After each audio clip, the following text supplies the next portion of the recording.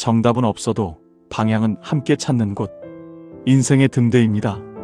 주변에서 종종 이런 장면을 목격한 적이 있을 겁니다. 식당에서 종업원에게 반말을 하며 명령하듯 말하는 사람, 택시 기사에게 목적지를 던지듯 말하는 사람, 아파트 경비원 앞에서 고개조차 돌리지 않는 사람의 모습 말입니다. 그런 모습을 보면 마음 한편이 불편해집니다. 왜 저렇게 행동할까? 무엇이 저 사람을 저렇게 만들었을까 하는 생각이 들기도 합니다.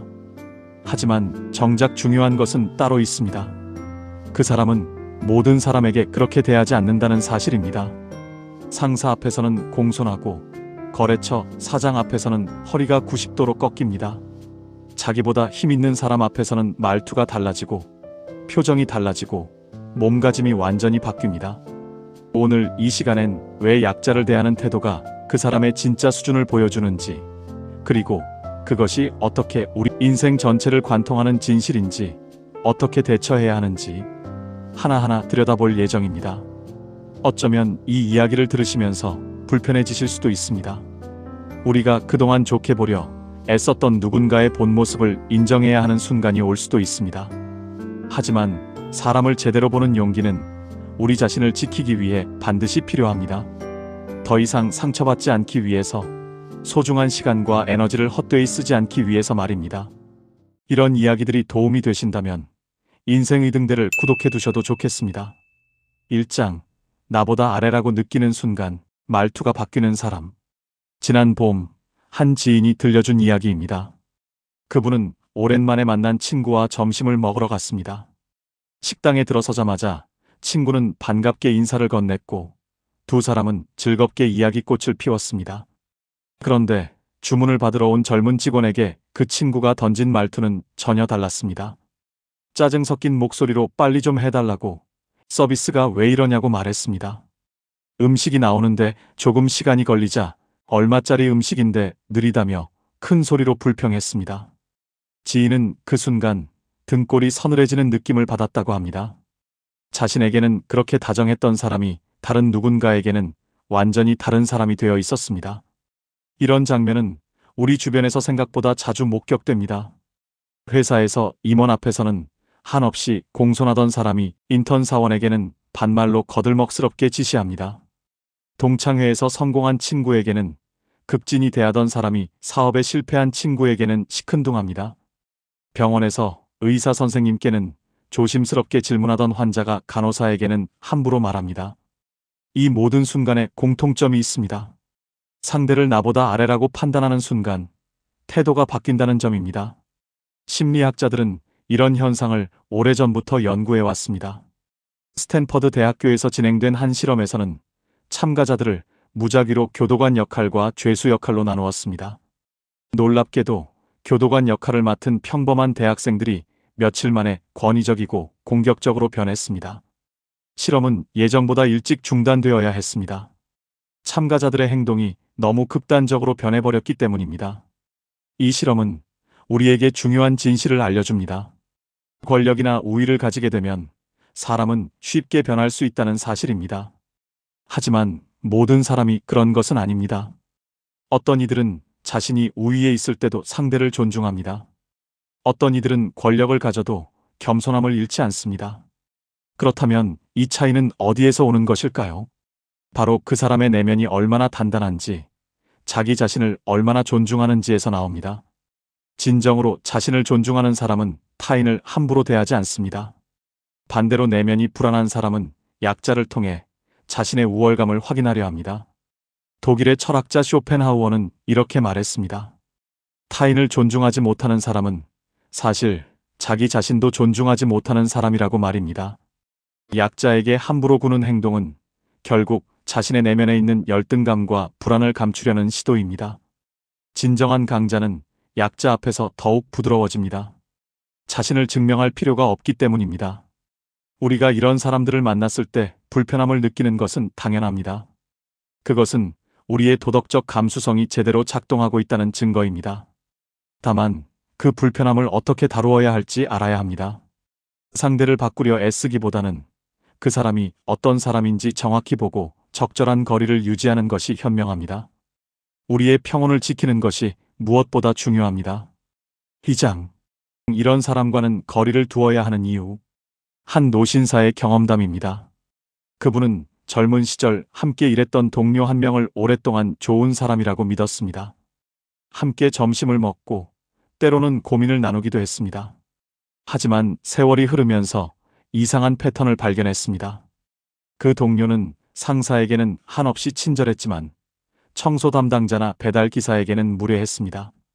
처음에는 그저 성격이 급한 사람이라고 여겼습니다. 그런데 어느 날 그 노신사가 직장에서 중요한 직책을 잃게 되었을 때 그 동료의 태도가 180도 달라졌습니다.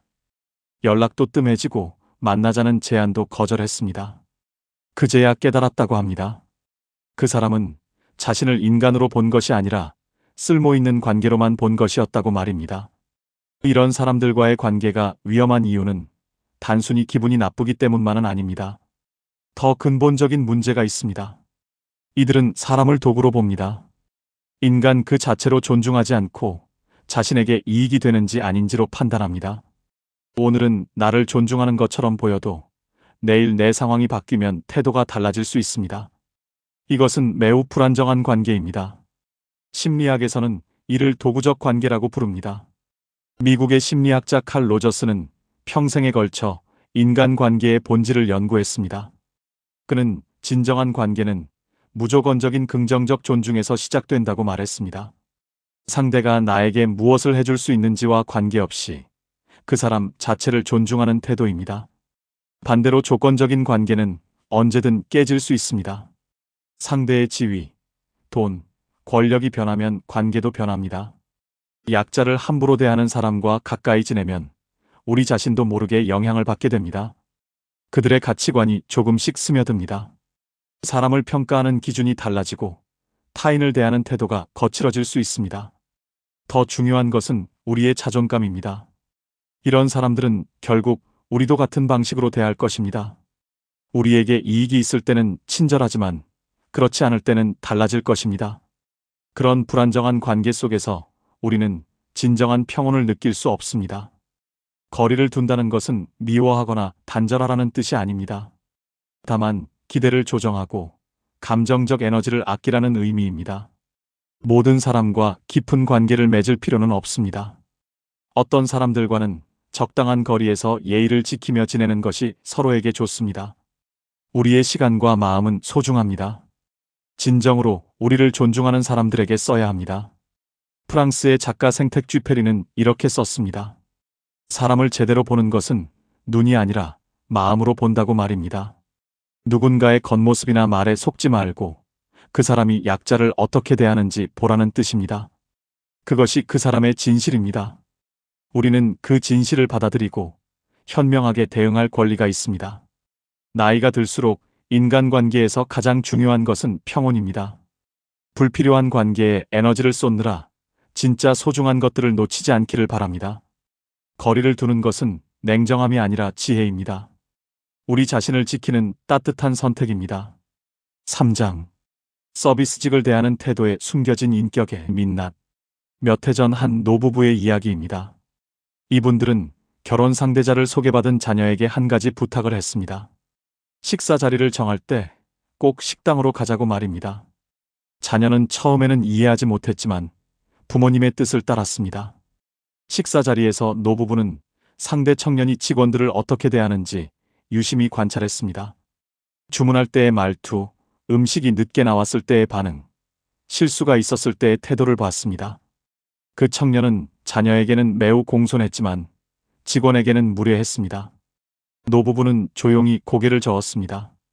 결혼은 이루어지지 않았습니다. 이 이야기가 주는 교훈은 명확합니다. 서비스직 종사자를 대하는 태도는 그 사람의 진짜 인격을 보여줍니다. 왜냐하면 그 순간에는 아무것도 얻을 것이 없기 때문입니다. 상사에게 잘 보이려는 목적도 없고 친구에게 인정받으려는 욕구도 없습니다. 오직 자신의 내면이 그대로 드러날 뿐입니다. 캐나다에서 진행된 한 연구는 흥미로운 결과를 보여주었습니다. 연구진은 데이트 상황에서 상대방이 웨이터를 어떻게 대하는지 관찰했습니다. 결과는 놀라웠습니다. 웨이터에게 무례했던 사람들은 이후 연애 관계에서도 파트너에게 존중심이 부족했습니다. 반대로 웨이터에게 친절했던 사람들은 장기적인 관계에서도 배려심이 깊었습니다. 처음 만난 자리에서 보여준 그 작은 태도가 그 사람의 전체를 예측하는 지표가 된 것입니다. 서비스직을 함부로 대하는 사람들의 심리를 들여다보면 공통점이 있습니다.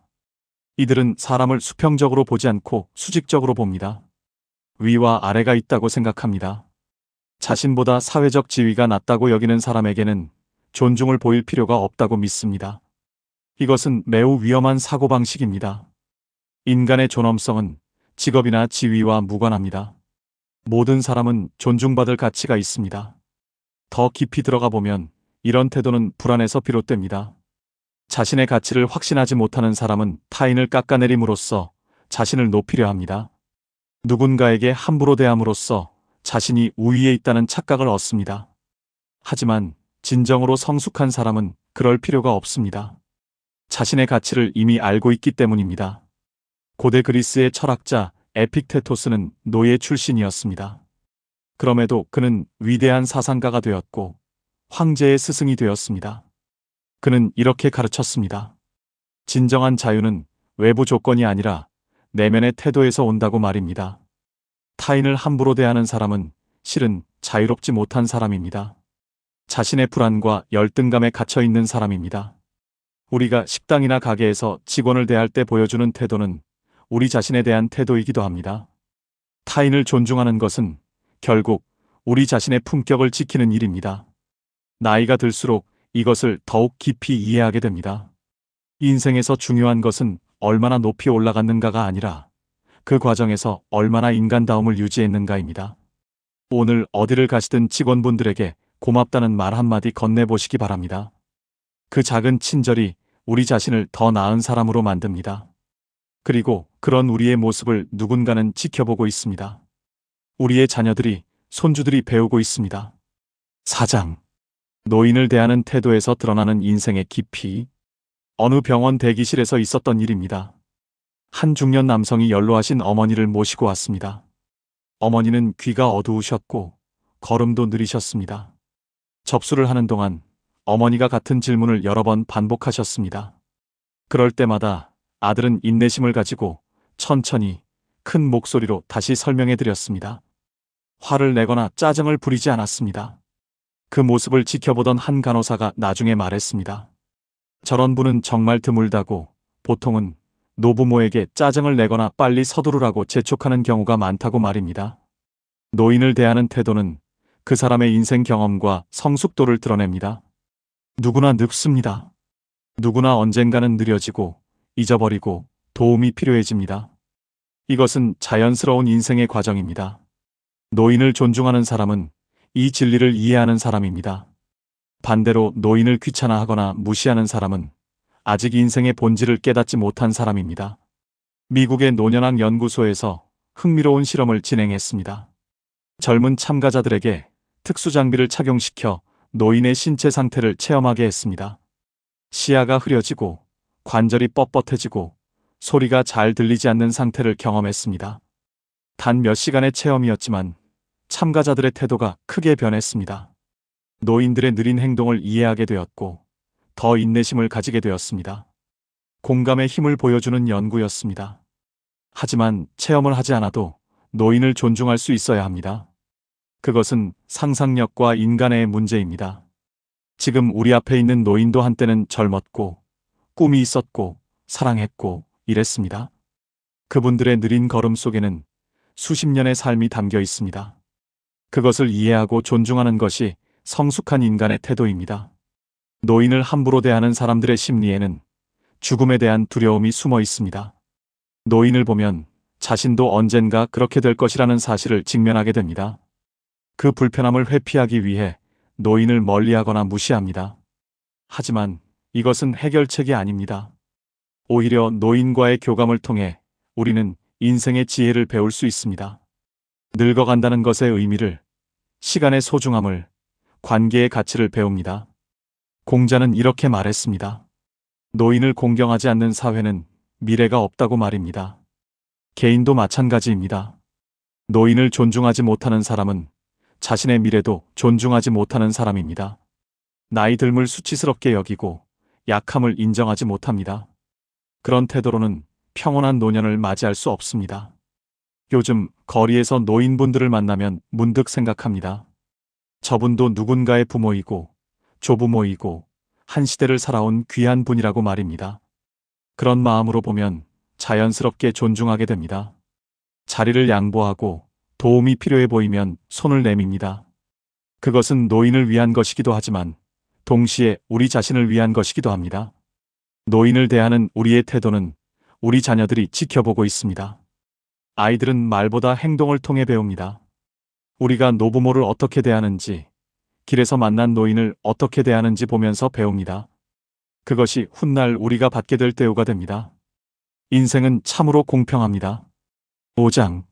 초보자를 대하는 태도와 인내심의 관계. 동네 탁구장에서 있었던 일입니다. 한 노인장께서 오랜만에 탁구를 치러 오셨습니다. 젊었을 때는 잘 치셨지만 오랜 공백 때문에 서툴러지셨습니다. 공을 자주 놓치고 서브도 제대로 넘기지 못했습니다. 같이 치던 일부 사람들은 노골적으로 짜증을 냈습니다. 빨리 좀 하라고, 이렇게 못 치면 오지 말라고 말했습니다. 하지만 한 분은 달랐습니다. 그분은 천천히 기다려 주셨고 공을 넘기는 방법을 친절히 알려주셨습니다. 몇 주가 지나자 서툴렀던 분의 실력이 많이 늘었습니다. 그분은 나중에 이렇게 말했습니다. 그때 친절하게 가르쳐준 분 덕분에 다시 탁구를 즐길 수 있게 되었다고 말입니다. 초보자를 대하는 태도는 그 사람의 인내심과 성숙도를 보여줍니다. 누구나 처음에는 서툽니다. 누구나 배우는 과정이 필요합니다. 이것을 이해하는 사람은 초보자를 비웃거나 조급해하지 않습니다. 오히려 격려하고 도와줍니다. 자신도 그런 시기를 거쳐왔다는 것을 기억하기 때문입니다. 하버드 대학교에서 진행된 학습 연구가 있습니다. 연구진은 숙련자들이 초보자를 가르칠 때의 태도를 분석했습니다. 흥미롭게도 진정으로 실력이 뛰어난 사람일수록 초보자에게 친절했습니다. 반대로 중간 수준의 실력을 가진 사람들이 오히려 초보자에게 가혹했습니다. 이것은 무엇을 의미할까요? 진짜 고수는 배움의 과정이 얼마나 힘든지 알고 있습니다. 자신도 수많은 실패를 겪었다는 것을 압니다. 반면 중간 수준의 사람은 자신의 실력을 과시하고 싶어 합니다. 초보자를 통해 우월감을 느끼려 합니다. 초보자를 대하는 태도는 곧 과거의 자신을 대하는 태도입니다. 자신의 서툴렀던 시절을 잊어버린 사람은 타인의 서툼을 용납하지 못합니다. 하지만 자신의 성장 과정을 기억하는 사람은 타인에게도 그 시간을 허락합니다. 실수할 권리를, 배울 시간을 줍니다. 나이가 들면서 깨닫는 진리가 있습니다. 인생에서 진짜 중요한 것은 얼마나 빨리 배우는가가 아니라 얼마나 끝까지 배우려 하는가입니다. 초보자를 비웃는 환경에서는 아무도 새로운 것을 시도하지 않습니다. 실패가 두렵기 때문입니다. 반대로 초보자를 격려하는 환경에서는 모두가 성장합니다. 도전할 용기를 얻기 때문입니다. 노자는 이렇게 가르쳤습니다. 큰 나무도 작은 씨앗에서 시작된다고 말입니다. 초보자를 무시하는 사람은 이 진리를 모르는 사람입니다. 오늘의 초보자가 내일의 대가가 될 수 있습니다. 우리가 보여주는 태도가 그 사람의 미래를 좌우할 수 있습니다. 요즘은 무엇이든 빨라야 한다는 압박이 있습니다. 하지만 진정한 배움은 시간이 필요합니다. 초보자에게 필요한 것은 비판이 아니라 격려입니다. 조급함이 아니라 인내입니다. 우리가 그것을 줄 수 있다면 우리 자신도 더 성숙한 사람이 됩니다. 젊은 세대가 새로운 기술을 배울 때, 어르신들이 휴대전화 사용법을 배울 때 우리는 어떤 태도를 보이고 있을까요? 그 순간 우리의 진짜 모습이 드러납니다. 초보자를 향한 우리의 태도는 우리의 내면을 비추는 거울입니다. 6장. 친절한 말 속에 숨은 우월감. 동창 모임에서 만난 한 분의 이야기입니다. 그분은 사업에 성공하신 후 동창들에게 유난히 친절해지셨습니다. 식사 자리를 자주 만드시고 선물도 주셨습니다. 처음에는 모두가 고마워했습니다. 하지만 시간이 지나면서 묘한 느낌을 받기 시작했습니다. 그분의 친절 속에는 미묘한 우월감이 배어 있었습니다. 도움을 줄 때마다 은근히 자신의 성공을 강조했고 조언이라는 이름으로 다른 사람들의 삶을 평가했습니다. 친절한 것 같지만 사실은 자신을 높이는 방법이었습니다. 결국 사람들은 하나둘 모임에서 멀어졌습니다. 친절과 우월감은 종이 한 장 차이입니다. 겉으로는 비슷해 보이지만 본질은 완전히 다릅니다. 진정한 친절은 상대를 동등하게 여기는 마음에서 나옵니다. 반면 우월감이 섞인 친절은 상대를 아래로 보는 시선에서 나옵니다. 도와준다는 행위를 통해 자신이 위에 있다는 것을 확인하려 합니다. 영국의 한 심리학 연구팀은 도움 행동의 동기를 분석했습니다.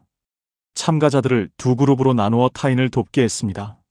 한 그룹에게는 상대방과 동등한 위치라고 강조했고, 다른 그룹에게는 우월한 위치라고 암시했습니다. 결과는 분명했습니다. 우월감을 느낀 그룹의 도움은 상대방에게 불편함을 주었습니다. 감사함보다는 굴욕감을 느꼈습니다. 반대로 동등함을 느낀 그룹의 도움은 진정한 감사를 이끌어냈습니다. 우월감이 섞인 친절을 알아차리는 방법이 있습니다. 도움을 받은 후 기분이 좋아지는지 아니면 작아지는지 느껴보는 것입니다. 진정한 친절은 받는 사람을 크게 만듭니다. 용기를 주고 힘을 줍니다. 하지만 우월감이 섞인 친절은 받는 사람을 작게 만듭니다. 빚진 것 같고 열등한 것 같은 느낌을 줍니다. 약자를 돕는다는 명목으로 우월감을 드러내는 사람들이 있습니다. 자원봉사를 하면서 사진을 찍어 자랑하고, 기부를 하면서 대가를 바라고, 친절을 베풀면서 감사를 요구합니다. 이것은 진정한 나눔이 아닙니다. 자신을 높이기 위한 수단입니다. 탈무드에는 이런 가르침이 있습니다. 진정한 자선은 받는 사람이 누가 준 것인지 모르게 하는 것이라고 말입니다. 상대의 자존심을 지켜주는 것이 중요합니다. 도움을 주되 은혜를 베푼다는 태도를 보이지 않는 것입니다. 그것이 진정한 성숙입니다. 나이가 들면 친절의 질이 중요하다는 것을 배웁니다. 많이 베푸는 것보다 어떻게 베푸는가가 중요합니다. 상대의 존엄을 지키면서 돕는 것, 그것이 진짜 친절입니다. 우월감이 조금이라도 섞이면 그 친절은 오히려 상처가 됩니다. 우리 자신을 돌아볼 필요가 있습니다. 누군가를 도울 때 진심으로 그 사람을 위하는 마음인지 아니면 좋은 사람으로 보이고 싶은 욕구인지 말입니다. 자신에게 솔직해야 합니다. 우월감이 발견된다면 부끄러워할 필요는 없습니다. 다만 인정하고 바꾸어 나가면 됩니다. 그것이 성장입니다. 진정한 친절은 조용합니다. 큰 소리로 알리지 않고 대가를 바라지 않고 자랑하지 않습니다. 그저 필요한 순간에 자연스럽게 손을 내밉니다. 그런 친절이 세상을 따뜻하게 만듭니다. 7장. 불편한 상황에서 드러나는 진짜 품격. 몇 년 전 공항에서 겪은 일입니다. 비행기가 기상 악화로 지연되었습니다. 몇 시간을 기다려야 하는 상황이었습니다. 대기실에는 수백 명의 승객들이 불편해하고 있었습니다. 어떤 사람들은 항공사 직원들에게 화를 냈습니다. 큰 소리로 항의하고 보상을 요구했습니다. 하지만 한 노신사는 달랐습니다. 그분은 조용히 기다리셨고 지친 직원에게 괜찮다고 말씀하셨습니다. 어린 손자에게는 이것도 여행의 일부라고, 인내를 배우는 기회라고 가르치셨습니다. 그 모습을 본 주변 사람들도 점차 진정되었습니다. 한 사람의 품격이 분위기 전체를 바꾼 순간이었습니다. 불편한 상황은 사람의 진면목을 드러냅니다. 모든 것이 순조로울 때는 누구나 좋은 사람처럼 보일 수 있습니다.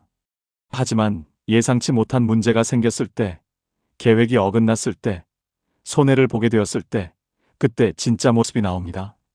화를 내고 남을 탓하는지 아니면 침착하게 대응하는지 말입니다. 스탠퍼드 대학교의 월터 미셸 교수는 유명한 마시멜로 실험을 진행했습니다.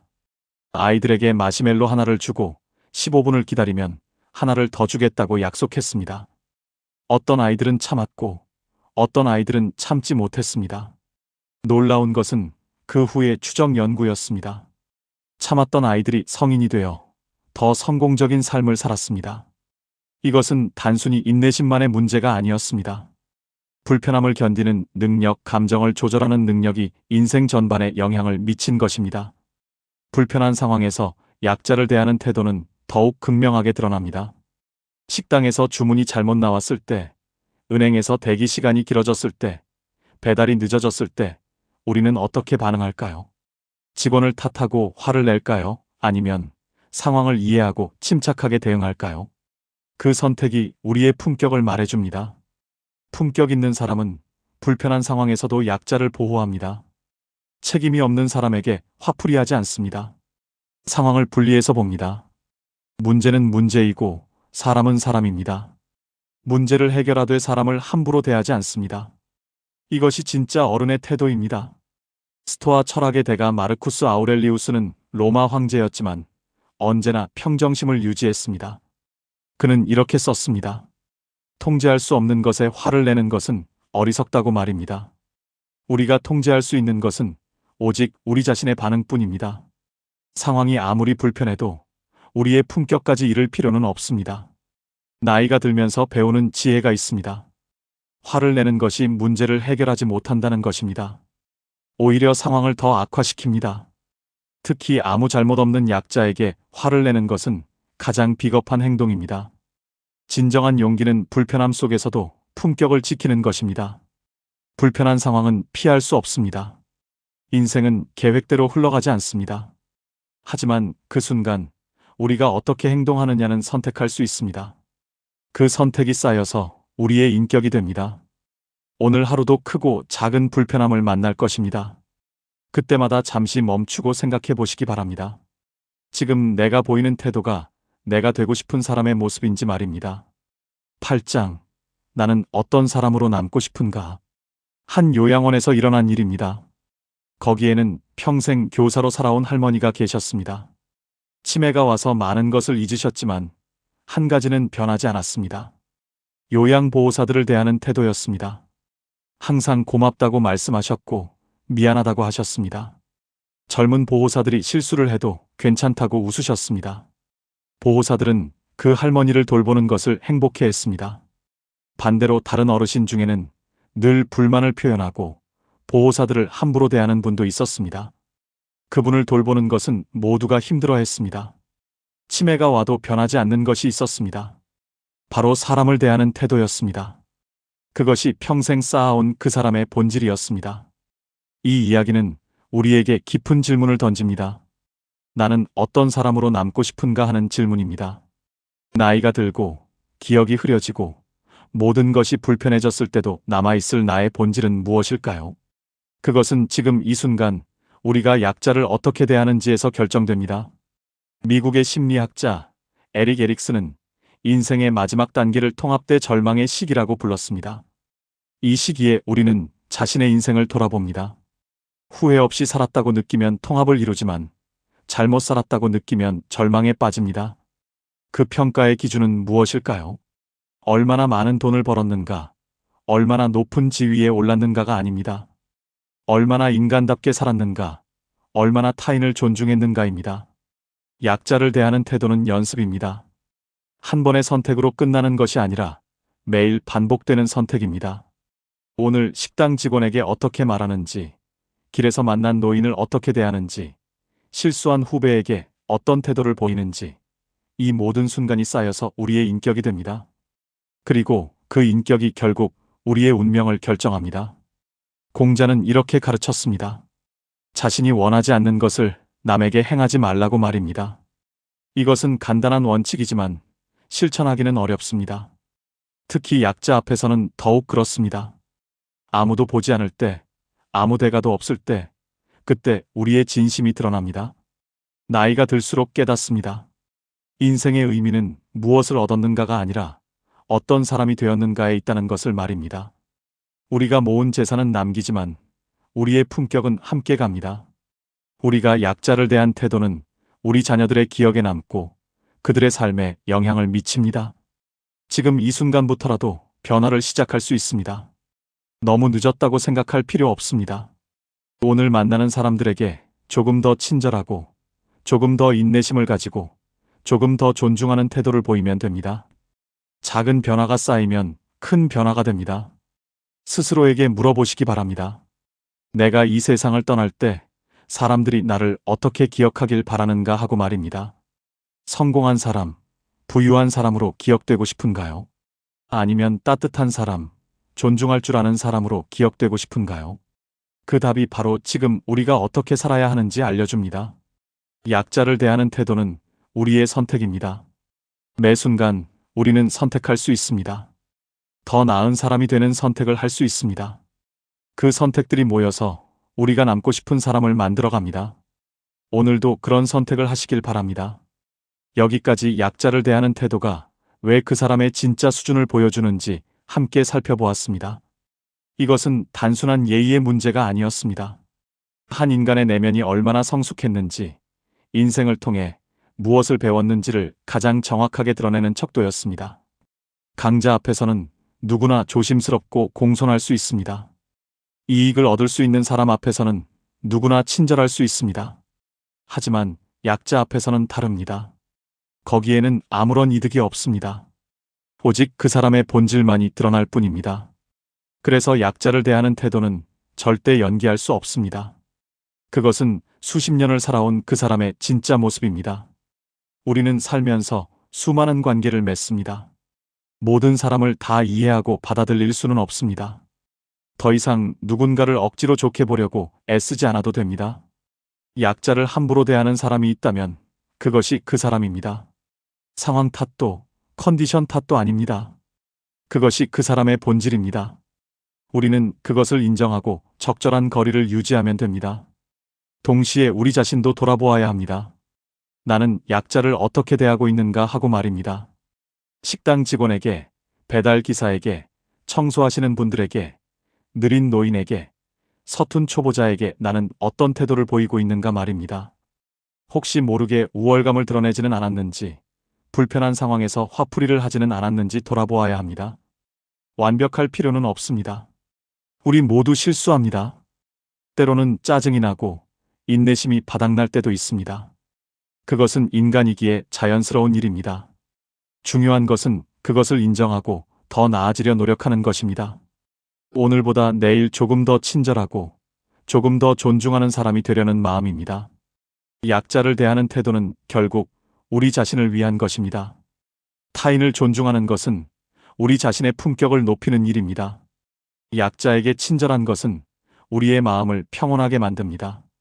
인내심을 가지고 대하는 것은 우리 자신을 성숙시킵니다. 결국 우리가 타인을 어떻게 대하느냐가 우리가 어떤 사람인지를 결정합니다. 나이가 들수록 인생에서 중요한 것이 무엇인지 명확해집니다. 돈도 명예도 지위도 결국 다 내려놓게 됩니다. 하지만 우리가 어떤 사람이었는지는 남습니다. 우리가 타인을 대한 태도는 주변 사람들의 기억에 남습니다. 특히 우리의 자녀들과 손주들이 우리를 통해 배운 것들은 세대를 이어 전해집니다. 오늘 이 시간이 여러분께 작은 위안이 되었기를 바랍니다. 더 이상 사람들의 이중적인 태도 앞에서 혼란스러워하지 않으셔도 됩니다. 약자를 대하는 태도를 보면 그 사람이 누구인지 알 수 있습니다. 그것을 알고 나면 관계에서 상처받는 일이 줄어듭니다. 기대를 조정할 수 있고 거리를 조절할 수 있습니다. 동시에 우리 자신도 더 나은 사람이 되어가는 여정에 있습니다. 완벽하지 않아도 괜찮습니다. 조금씩 나아지면 됩니다. 오늘 만나는 사람들에게 조금 더 친절하고 조금 더 인내심을 가지면 됩니다. 그 작은 선택들이 모여서 우리가 되고 싶은 사람을 만들어 갑니다. 마지막으로 이것만 기억하시기 바랍니다. 약자를 대하는 태도는 우리 인생의 성적표입니다. 그것은 숨길 수도 속일 수도 없습니다. 다만 우리가 선택할 수 있을 뿐입니다. 매 순간 더 나은 선택을 하시길 바랍니다. 그것이 우리 자신을 존중하는 길이고 평온한 노년을 맞이하는 길입니다. 긴 시간 함께 해주셔서 감사합니다. 여러분의 삶을 응원하는 인생의 등대였습니다.